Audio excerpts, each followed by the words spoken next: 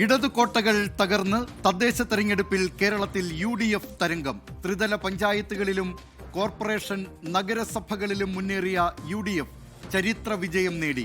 ഇതുവരെ കൈവിടാത്ത തിരുവനന്തപുരം, കൊല്ലം കോർപ്പറേഷൻ ഉൾപ്പെടെ നഷ്ടപ്പെട്ട LDF വൻ തിരിച്ചടി നേരിട്ടു.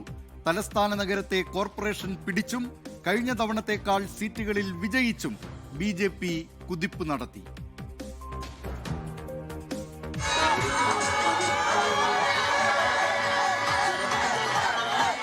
നിയമസഭാ തെരഞ്ഞെടുപ്പിൽ മൂന്നാം വിജയം ലക്ഷ്യമിടുന്ന LDF-ന് തദ്ദേശ തെരഞ്ഞെടുപ്പിൽ അടിപതറി. പ്രതീക്ഷിക്കാത്ത ഇടങ്ങളിൽ പോലുമുള്ള UDF മുന്നേറ്റത്തിൽ ഇടതു കേന്ദ്രങ്ങൾ ഞെട്ടിത്തരിച്ചു.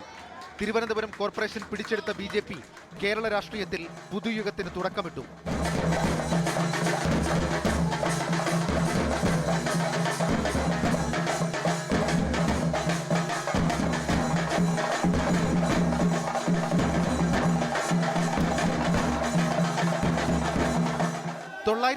ൽ 500-ലേറെ ഗ്രാമപഞ്ചായത്തുകളിൽ UDF-ന് ജയം.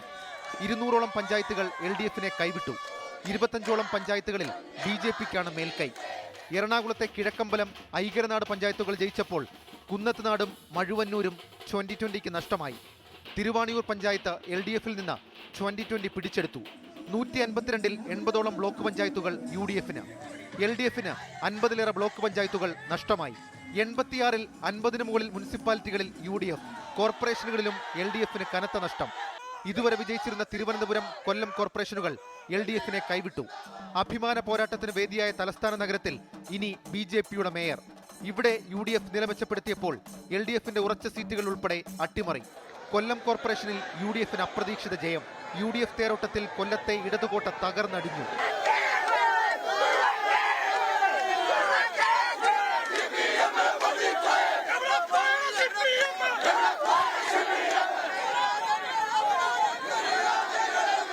തൃശൂർ, കൊച്ചി കോർപ്പറേഷനുകളിൽ UDF-ന്റെ മിന്നും വിജയം. കണ്ണൂർ UDF നിലനിർത്തി. കോഴിക്കോട് കോർപ്പറേഷനിൽ വലിയ ഒറ്റക്കക്ഷിയാണെങ്കിലും കേവല ഭൂരിപക്ഷം നേടാൻ LDF-നായില്ല.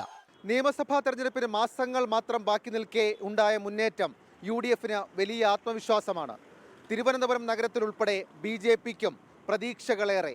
എന്നാൽ തുടർഭരണം ലക്ഷ്യമിടുന്ന LDF-നാകട്ടെ മറികടക്കാൻ കടമ്പകളേറെയുണ്ട്. ഷഫീദ് റൌത്തർ, 24 തിരുവനന്തപുരം. ലോകത്തെവിടെയായാലും ഏത് സമയത്തും 24 വാർത്തകളും ഓഗ്മെന്റഡ് റിയാലിറ്റി പാക്കേജുകളും എക്സ്പ്ലെയിനറുകളും വിശദമായി കാണാൻ ഞങ്ങളുടെ YouTube ചാനൽ നിങ്ങൾക്ക് സബ്സ്ക്രൈബ് ചെയ്യാം.